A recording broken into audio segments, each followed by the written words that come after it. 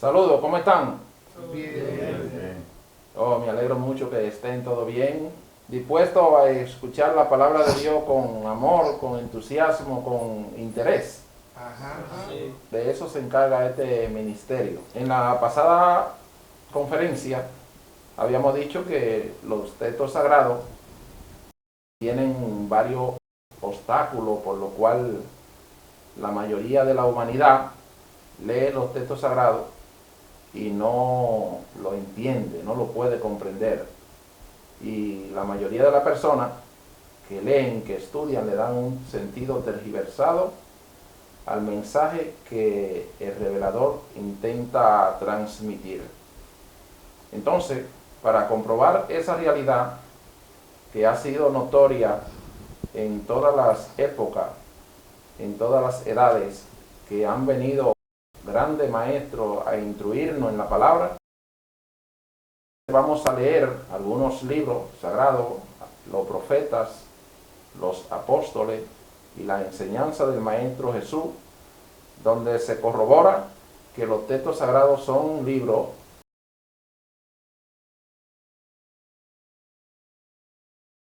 escondida, oculta. Por tal razón, la mayoría de las personas que lee y estudia queda sin entendimiento, queda vacío. Porque en la mayoría de los casos, la gente no puede interpretar de forma correcta lo que está leyendo y lo que está estudiando. Para corroborar eso, vamos a leer algunos profetas, algunos apóstoles, que no desmienten esa afirmación que terminamos de hacer, sino que lo corroboran. Aquí estamos con ustedes, la jovencita Evelyn Hernández y su hermano Julián de Paula. Vamos a dar inicio al estudio conferencia de hoy y para ello vamos a oír la primera lectura. Ejemplo, en Deuteronomio 29, verso 29. Las cosas secretas pertenecen a Jehová nuestro Dios, mas las reveladas son para nosotros y para nuestros hijos para siempre, para que cumplamos todas la palabra de esta ley.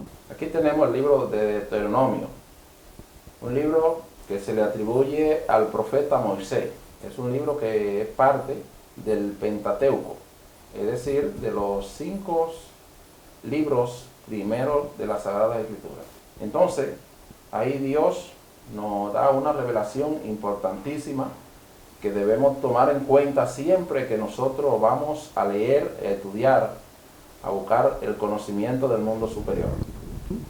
Él relata y nos revela que las cosas secretas pertenecen a Jehová nuestro Dios, más las reveladas pertenecen a nosotros y a nuestros hijos para siempre, con el propósito o con la finalidad de que cumplamos todas las cosas escritas en esta ley. ¿Por qué dice que están escritas de esa forma con el propósito de que cumplamos todas las cosas escritas en esta ley? Bueno, sencillamente porque la Biblia es un libro dual. Ella contiene el bien y el mal, contiene la bendición y la maldición, contiene la ley de la vida y la ley de la muerte. La Biblia es un libro dual y por tal motivo es un libro que para poderlo entender hay que aprender a leer entre líneas, porque esos dos conceptos están interpolados en la Sagrada Escritura. Por tal motivo, cuando una persona lee y estudia, siempre se identifica con el mal, porque el mal es una herencia que ya la hemos heredado de nuestros antecesores, de nuestros padres, de nuestros antepasados. Entonces, por eso se cumplen todas las cosas que hay escritas en la ley, tanto la buena como la mala.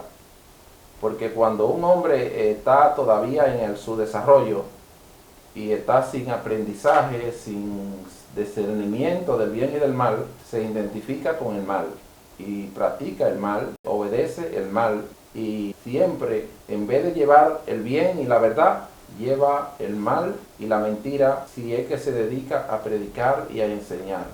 Estoy hablando en ese sentido, en el caso de los profetas, de los sacerdotes, de todos los pastores que hoy día están evangelizando. De manera es, mi hermano, que la Biblia está compuesta por esos dos conceptos, el del bien y el del mal, el de la bendición y el de la maldición.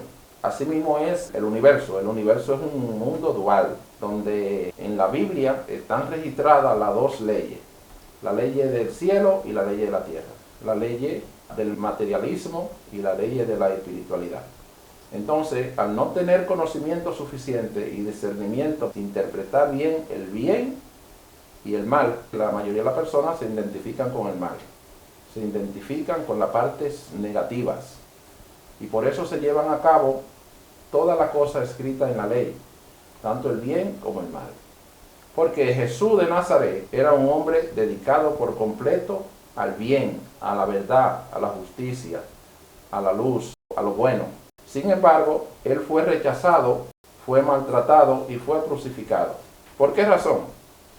Porque había una comunidad contemporánea a él que la verdad no la conocía, el bien no lo practicaba, la justicia no era parte de su carácter, de su formación ni de su conducta. Por esa razón, ellos no recibieron al maestro, no aceptaron su enseñanza. Y eso es un poco peligroso, porque todos los acontecimientos de orden cósmico son cíclicos, son repetitivos. Eso que pasó con Jesús y sus discípulos, que fueron maltratados, fueron perseguidos, fueron vituperados, encarcelados, crucificados. Ahí tenemos también el ejemplo de Juan el Bautista. Era un hombre que caminaba por el camino de la verdad, por el camino del bien. Sin embargo, sus contemporáneos lo aborrecían tanto y lo odiaban que lo decapitaron, le arrancaron la cabeza. A Jesús de Nazaret, que era uno de los grandes hombres que ha pisado el planeta, lo crucifican.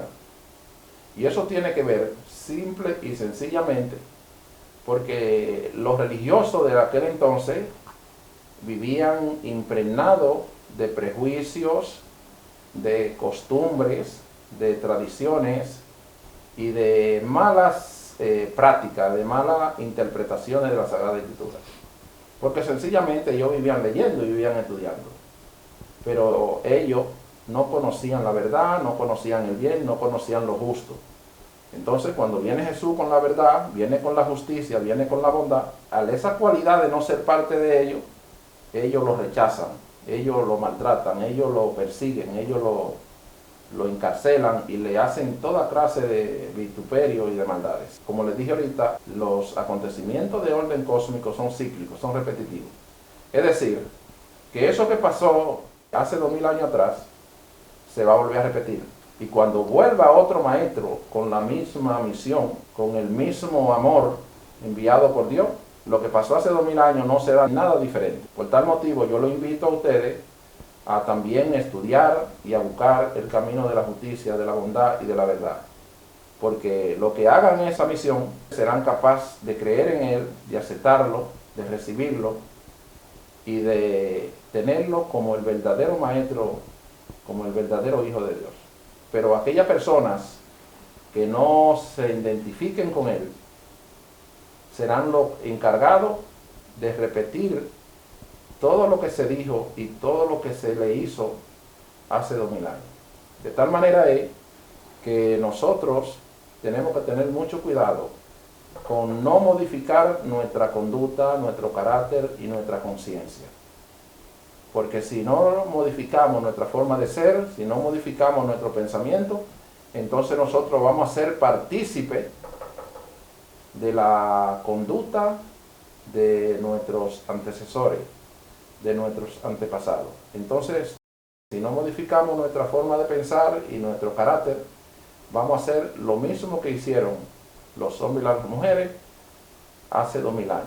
Pero tengan la certeza y la seguridad de que siempre habrán personas que lo van a conocer, lo van a aceptar y lo van a recibir. Porque Dios siempre prepara personas idóneas para que formen parte del reino de Dios, del reino de la luz. Eso es lo que nos dice el libro de Deuteronomio, que las cosas que están escritas, tanto la buena como la mala, siempre se han cumplido y siempre se cumplirán. Porque por eso precisamente la cosa verdadera, la cosa secreta, están dichas de manera oculta. De eso se trata el estudio de hoy, de que los libros sagrados son libros de ocultismo, son libros de una enseñanza secreta, Es un libro de metafísica. Vamos a oír la próxima lectura. Ejemplo en Isaías 5, en el verso 13. Por tanto, mi pueblo fue llevado cautivo porque no tuvo conocimiento, y su gloria pereció de hambre y su multitud se secó de sed. Pues bien, aquí tenemos la lectura del libro de Isaías, un connotado profeta de Dios, de lo más grande, de lo más reconocido. Y vuelve y repite lo mismo. Por lo tanto, mi pueblo fue llevado cautivo porque no tuvo conocimiento. Su gloria pereció de hambre y su multitud se secó de sed. ¿Por qué fue llevado cautivo el pueblo de Dios? Porque le faltó el conocimiento. Nosotros los seres humanos debemos tratar de cultivarnos.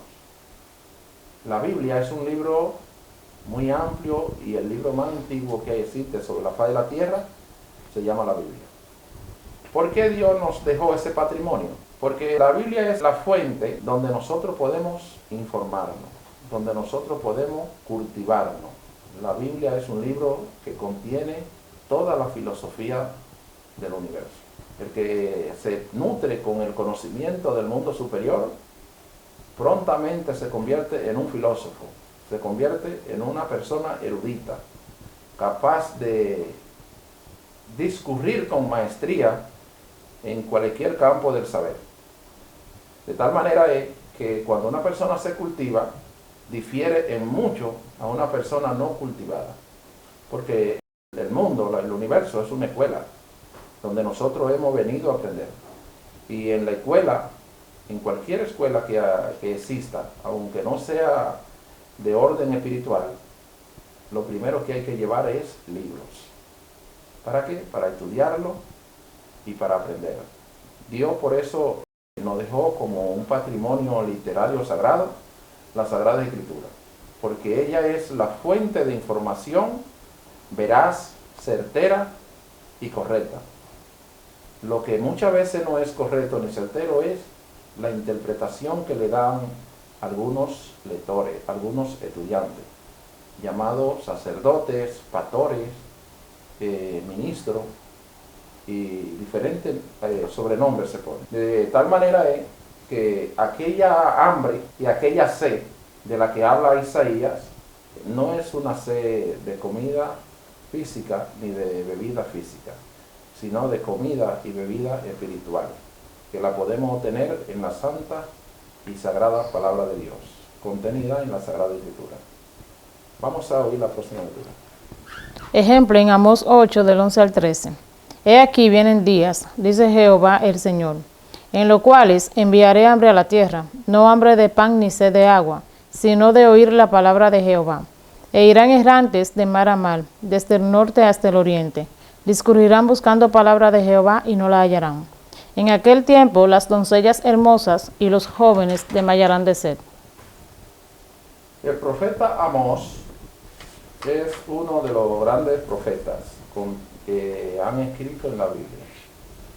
Y todo profeta de Dios, todo enviado de Dios, todo siervo del Señor, tiene visiones del pasado, del presente y visión clara del futuro.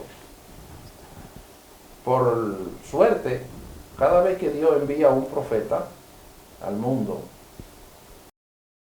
la mayoría de las personas lo rechazan. Rechazan su mensaje, rechazan la palabra del Señor, rechazan las instrucciones que Dios le envía por medio de ese siervo suyo. Entonces, el profeta Amós, teniendo esa visión, pudo predecir con claridad, con certeza, cuál era la situación que iba a vivir el mundo de entonces, después que ya ellos no estuvieran. Él perteneció a una generación de profetas bien grande. Él tenía muchos compañeros, mensajeros de Dios. Entonces, por eso él pudo decir cuál era la situación que iba a vivir el pueblo de Israel en aquellos tiempos después que ellos no estuvieran. Porque por lo regular siempre la humanidad rechaza las exhortaciones, las sugerencias, las amonestaciones que le hacen los profetas. Rechazan el mensaje. Por eso él pudo predecir con claridad el tiempo que el pueblo iba a vivir. Y le dijo, en aquel tiempo él enviaría hambre a la tierra. No hambre de pan, ni sed de agua, sino de oír la palabra de Dios. En aquel entonces el pueblo andaría errantes, de mar a mar. Del norte hasta el oriente andarían y discurrirían buscando la palabra del Señor y no la hallarían. Y también pudo decir que en aquel tiempo las doncellas hermosas y los jóvenes desmayarían de sed, porque la palabra del Señor son la vida para nosotros. Todo hombre y toda mujer que desprecia, que desecha, que no quiere obedecer la palabra del Señor, es un hombre o una mujer condenado a la muerte, condenado al sufrimiento, condenado a la miseria, condenado al dolor. Y por eso, la misión de todos los profetas, de todos los que Dios envía al mundo, es tratar de dar la orientación correcta a la humanidad, tratar de conducirlo hacia el redil del cual han salido. La misión del profeta es hablar la palabra de Dios y predecirle, como hizo Amós, lo que le puede acontecer, lo que le va a pasar. Y no es que Dios tenga ningún mal proyecto contra nosotros, es que nosotros somos los que elegimos. Dios ha puesto delante de nosotros dos caminos, dos conceptos: el concepto del bien y el del mal, el de la bendición y el de la maldición, que es el concepto de la muerte y el de la vida. Entonces, Él dice: elige el bien para que te vaya bien, elige la bendición para ser bendecido. Todo lo que eligen la bendición y el bien, alcanzan el bien y la bendición. Todo lo que eligen el mal y la maldición, eso Dios le otorga. De manera es que nosotros estamos aquí para elegir, para escoger. Nosotros estamos en una disyuntiva. Si usted no elige el bien, elige el mal. Si no elige la bendición, elige la maldición. Y la palabra de Dios llega a ustedes por medio de los profetas, por medio de un apóstol, del maestro, y es para aconsejarle de que no debemos elegir el mal, sino el bien. No debemos elegir la maldición, sino la bendición. Porque a lo que cada quien extienda su mano, eso le va a ser dado. De manera es que, por eso el profeta Amós pudo predecir con certera claridad lo que iba a vivir el pueblo. Ejemplo en Oseas 4, verso 6. Mi pueblo fue destruido porque le faltó conocimiento. Por cuanto desechaste el conocimiento, yo te echaré de sacerdocio. Y porque olvidaste la ley de tu Dios, yo también me olvidaré de tus hijos. Aquí el profeta Oseas vuelve y contribuye con el estudio de hoy, aclarándonos de que por falta de conocimiento el pueblo de Dios fue destruido. Y porque el pueblo desechó el conocimiento, por eso Dios no lo incluyó en el sacerdocio santo. Ese mismo pueblo que desechó el conocimiento se olvidó de Dios. Y por eso, dice el Señor, también yo me olvidaré de tus hijos. La mayoría de las personas tenemos que saber que a Dios tenemos que amarlo con todo nuestro corazón, con toda nuestra fuerza, con todo nuestro ser, con toda nuestra alma, por encima de todas las cosas y más que todas las cosas. La prioridad suprema de nosotros es amar a Dios, buscar a Dios, clamar a Dios, invocar el nombre de Dios. Nosotros mismos, cuando un padre o una madre tiene un hijo y ese niño siente una necesidad en él, o siente un dolor, o siente una enfermedad, ese niño llora, ese niño grita, ese niño clama a su tutor, o a su padre o a su madre. De igual manera nosotros, cuando nosotros tenemos uso de razón, tenemos que invocar el nombre del Señor. Y debemos hacerle cierta pregunta básica, fundamentales. Por ejemplo, ¿quién soy? ¿Cuál es el propósito de mi existencia, de mi vida aquí en este plano terrenal? ¿Cómo lograr ese propósito? ¿Cómo llegar a esa meta? Una cosa que debemos preguntarle a Dios también es cómo debemos buscar alcanzar la meta, el propósito, el fin con el cual fuimos creados. Porque todo creador, todo inventor hace lo que hace y lo hace con un propósito, con una meta. Así también nosotros fuimos hechos con un propósito, con una meta, con un fin determinado. Y nosotros debemos caminar en aras de alcanzar la meta. Y cuando una persona llega al mundo, encarna en este mundo, y no trabaja para lograr esa meta, es un tiempo perdido. Porque cada existencia en este plano es para que tú camines hacia la meta, hacia el propósito. Y si usted no camina hacia esa meta, hacia este propósito, es un tiempo perdido para usted. Porque aquí, como dice el maestro, nada trajimos cuando vinimos, nada vamos a sacar cuando salgamos de este mundo. Muchas personas a veces nos dedicamos a buscar dinero, a buscar casa, a buscar carro, a buscar riqueza, y nos olvidamos de Dios, como lo dijo la lectura que termina ella de, porque olvidarte la ley de Dios, por eso Él se olvida de nuestros hijos. Nosotros tenemos que tomar en cuenta que no somos una creación fortuita. Cuando Dios creó, creó con una meta, con un propósito. Y esa meta y ese propósito es el fin, es el propósito de nuestra existencia, de nuestra estadía en este mundo. Ejemplo en Jeremías 33, del 2 al 3. Así ha dicho Jehová que hizo la tierra, Jehová que la formó para afirmarla. Jehová es su nombre. Clama a mí y yo te responderé, y te enseñaré cosas grandes y ocultas que tú no conoces. El profeta Jeremías, otro de los grandes profetas de la antigüedad. Fíjate lo que dice Dios por medio de ese profeta. Clama a mí y yo te responderé, y te enseñaré cosas grandes y ocultas que tú no conoces. Clamar a Dios significa invocarle, llamarle, buscarle, desear tenerlo en su mente y en su corazón. Y cuando nosotros hacemos eso, entonces Dios nos cultiva con su conocimiento, con su sabiduría secreta, con su sabiduría oculta, que es el conocimiento del mundo superior. Nosotros debemos conocer la ley del mundo celeste, del mundo espiritual. Tanto el mundo físico tiene una ley, un conjunto de leyes, como el mundo espiritual. Entonces, nosotros nos convertimos en hijos de Dios cuando ponemos en práctica las leyes espirituales, las leyes celestiales, las leyes inmortales. Por esa razón, cada vez que Dios envía a un profeta, un apóstol, resulta ser que la gente lo ve como extraño, porque realmente existen algunas diferencias al común de la gente. La forma de pensar, la forma de actuar, difiere en mucho a la forma común de las personas ordinarias. Y por eso la gente lo ve a veces como un extraño, como una persona desconocida.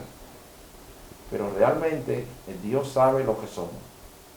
A veces el mundo nos desconoce, pero Dios sabe quiénes somos. Porque todo hombre y toda mujer, para alcanzar la inmortalidad, para alcanzar lo que se llama el reino de Dios o el reino de los cielos, tiene que pasar por una transmutación mental. Tiene que cambiar la mentalidad que tiene por la mentalidad del Maestro, por la mentalidad del Rey de Reyes, del Hijo de Dios.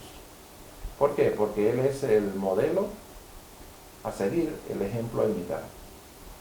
Por eso el mundo lo despreció bastante, porque Él no pensaba como pensaba el común de la gente. Él no tenía un corazón como el corazón de la multitud que había en Israel. Él no tenía una misión como la misión de los sumos sacerdotes, como la misión de los fariseos, como la misión de los jebuseos, de las diferentes sectas que había en ese entonces. Él no tenía esa mentalidad, él no tenía ese corazón como ellos.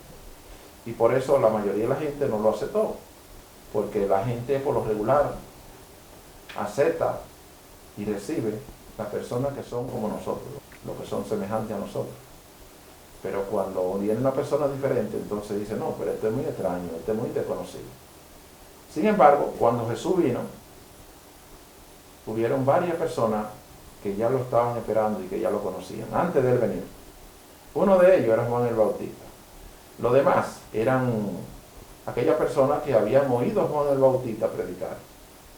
Porque Juan el Bautista fue un precursor bien seleccionado por Dios para abrir el camino al maestro y para que cuando él viniera ya tuviera varias personas preseleccionadas, ya tuvieran varias personas capaces de oírle, capaces de recibirlo, capaces de aceptarlo.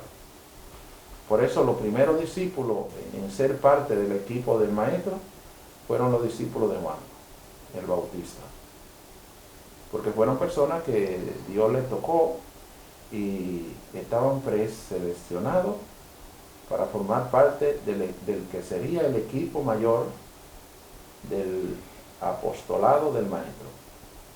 De manera es que también así por estos tiempos se necesita tener personas preseleccionadas, preinstruidas, previstas, para que cuando el maestro se manifieste podamos ser parte del equipo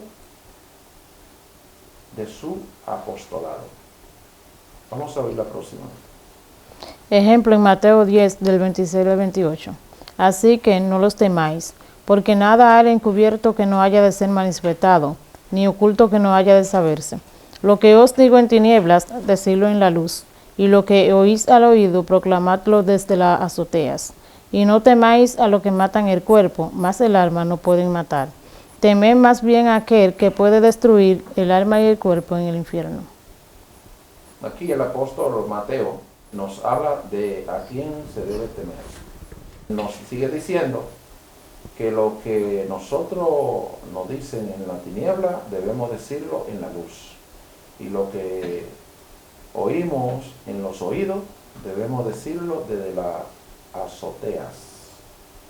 Debemos decirlo en público, delante de la multitud. ¿Para qué? Para que se sepa. Entonces,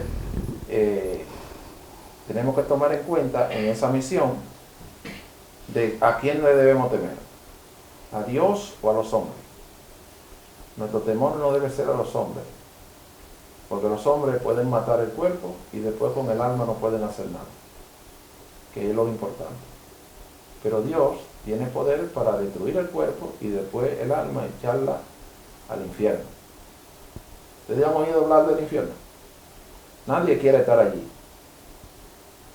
Absolutamente nadie quiere estar allí. Y todos tenemos que luchar para corregirnos, para instruirnos. Nosotros mismos debemos ser la persona que nos amonestemos a nosotros mismos, a buscar de Dios, a llamar a Dios, a clamar a Dios y a querer ser parte de su equipo, de su familia. Porque con el pecado que cometieron nuestros padres, Adán y Eva, fuimos echados de la presencia de Dios. Porque el hombre se pervirtió, el hombre y la mujer se pervirtieron, se corrompieron. De tal manera es que por ese pecado somos personas, hombres y mujeres, aborrecibles delante de Dios. Por eso dice la palabra, que Dios ama al pecador, pero aborrece el pecado. Y mientras nosotros estemos en el pecado, seremos aborrecibles delante de Dios. Destituidos, echados fuera de la gracia de Dios, fuera de la familia de Dios, fuera del reino de los cielos, sin capacidades y sin oportunidades de pertenecer al reino de Dios. Pero hay una promesa, hay una palabra por ahí que dice, arrepentido y convertido y serán borrados vuestros pecados. ¿Qué quiere decir arrepentirse? Dejar de hacerlo, no practicar más el pecado. ¿Qué quiere decir arrepentirse?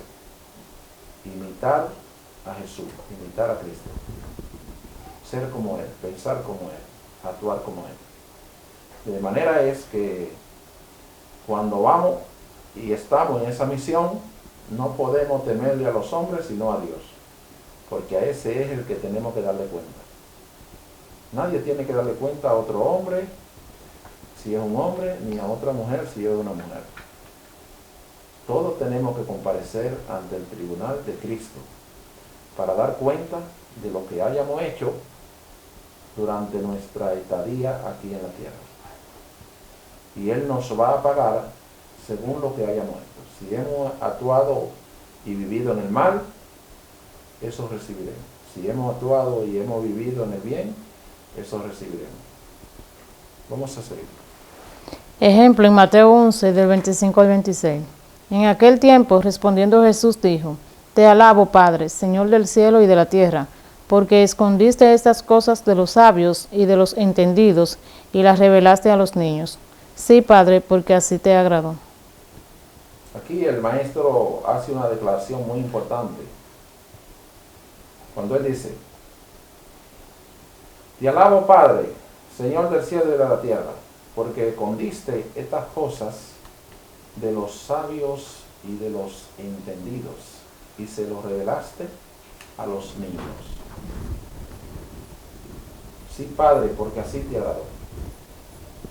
Aquí vuelve y relata que los textos sagrados son una sabiduría oculta, escondida. Y eso lo dice el mismo Maestro, el mismo Jesús. Entonces, ¿a quiénes fueron aquellos que Él le escondió ese conocimiento que no se lo quiso dar, no se lo quiso transmitir? Eso hace referencia a sus contrarios, a sus enemigos, a los fariseos, a los jefes de los sacerdotes, a los jebuseos, a toda aquella secta, a todas aquellas religiones que no andan por el camino del bien y que dicen de Él toda clase de improperio, blasfeman contra el Maestro y le maldicen. Todo eso por falta de conocimiento, por falta de amor hacia Él. Pero ¿a cuáles fueron aquellos que Él les reveló esas cosas que a otros se las escondió? Dice: se las revelaste a los niños. Pero ¿serían niños de aquellos que nacen y tienen 2 meses o 3 meses? No son ese tipo de niños. Son hombres y mujeres que por sus cualidades, por su virtud, por su conocimiento, tienen la pureza de un niño o de una niña. Maestro dijo en diferentes ocasiones: dejen que los niños vengan a mí, porque de lo que son como ellos es el reino de los cielos. El Maestro en otra oportunidad le presentaban a los niños para que le impusieran las manos, y sus discípulos querían impedirlo, y Él no permitió que lo hiciera. El mismo Pablo dice: nosotros los creyentes debemos ser niños en las malicias, pero maduros en el conocimiento. Adulto, maduro, anciano en el conocimiento. También el profeta Job dice en una de sus disertaciones: si encuentra un elocuente mediador que te muestre el camino y que te diga que Dios tuvo de ti misericordia, y así hiciere, tus largos años de tu ancianidad retornarán atrás a los días de tu juventud, y tu carne y tu corazón llegarán a ser tiernos como lo de un niño. De manera que a esos niños, a los cuales Dios les reveló las cosas que a otro se la ocultó, se la escondió, son a niños, hombres y mujeres, que por su pureza de corazón, por su lealtad a Dios y a los principios del cielo, a los principios divinos, se mantienen en la pureza, en la castidad, en el celibato y en la santificación.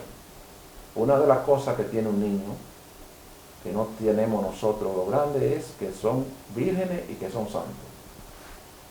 ¿Por qué? Porque son gente que no se han entregado a la promiscuidad, al adulterio, a la fornicación. Tienen la pureza de un niño, de un ángel. Y así es que debe vivir un hombre y una mujer, con esas cualidades y esas virtudes que tiene un niño, y esa pureza. Ejemplo en Mateo 13, del 10 al 16. Entonces, acercándose los discípulos, le dijeron: ¿por qué les habla por parábolas? Él respondiendo les dijo: porque a vosotros le es dado saber el misterio del reino de los cielos, mas a ellos no le es dado. Porque a cualquiera que tiene se le dará y tendrá más, pero al que no tiene, aun lo que tiene le será quitado. Por eso les hablo por parábolas, porque viendo no ven y oyendo no oyen ni entienden. De manera que se cumple en ellos la profecía de Isaías, que dijo: de oído oiréis y no entenderéis, y viendo veréis y no percibiréis. Porque el corazón de este pueblo se ha engrosado, y con los oídos oyen pesadamente, y han cerrado sus ojos para que no vean con los ojos y oigan con los oídos, y con el corazón entiendan y se conviertan y yo los sane. Pero bienaventurados vuestros ojos porque ven y vuestros oídos porque oyen. Aquí tenemos una disertación de cuando los apóstoles, sus discípulos, se acercaron a él y le preguntaron la causa, la razón de las parábolas. El Nuevo Testamento está lleno de parábolas. Y cada parábola esconde muchas verdades importantísimas, mucho conocimiento, mucha enseñanza de orden moral. Y esto quiere decir que las parábolas son como pequeños cofres donde los sabios guardaban el conocimiento, la sabiduría. Pero están dichas tan enigmáticamente que el hombre común, el hombre natural, no ha aprendido a descifrarla, a interpretarla. Por eso casi no se entiende lo que dicen los apóstoles y el maestro. No se entiende por lo que no tienen la facultad y lo que no están revestidos del Espíritu Santo, lo que no están ungidos por el Espíritu Santo. No la pueden entender. Y por eso el pueblo hoy día está hambriento y sediento de ese pan espiritual, de esa bebida espiritual. Entonces es bueno saber que las parábolas son misterio oculto, sabiduría escondida. Y para una persona ser nutrido con esa bebida espiritual y con ese pan espiritual, tiene que aprender a interpretar parábolas, a descomponer enigmas. De lo contrario, no puede trascender, no puede crecer, no puede evolucionar. Porque el conocimiento es importante, no solamente en la vida espiritual, sino en todas las cosas que nosotros vamos a hacer y a decir. Es muy importante el conocimiento, la sabiduría, el discernimiento.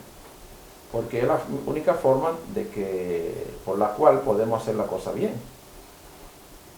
Sin el conocimiento no se puede hacer bien nada. Hasta una comida que usted vaya a hacer, tiene que saber cómo prepararla, para que pueda ser comible, para que la pueda nutrir sin hacerle daño. De manera es que las parábolas contienen misterio oculto, sabiduría escondida. Y por eso los falsos maestros, él dice que teniendo ojos no ven, teniendo oídos no oyen, teniendo corazón y no entienden. Pero también hay personas que son bienaventuradas. Y a eso, a lo que él dice, pero bienaventurados vuestros ojos porque ven, y vuestros oídos porque oyen. ¿A quiénes son esos? A sus discípulos, a la persona sencilla, a la persona humilde, a la persona que no transgreden los principios de Dios, los mandamientos de Dios. De tal manera es que mientras que hay alguna persona que Dios le revela y le da el conocimiento, hay a otro que se lo oculta y no se lo revela, porque Él conoce la mente y los corazones de todos los hombres. Muchas veces no hemos expresado la palabra cuando ya Dios lo conoce. Dios conoce nuestras mentalidades, nuestros corazones, antes de que nosotros actuemos. Hasta aquí nosotros hemos llegado con esta primera parte, donde libros sagrados, profetas y apóstoles revelan que los libros sagrados son libros de ocultismo, son libros de un conocimiento escondido y una sabiduría secreta.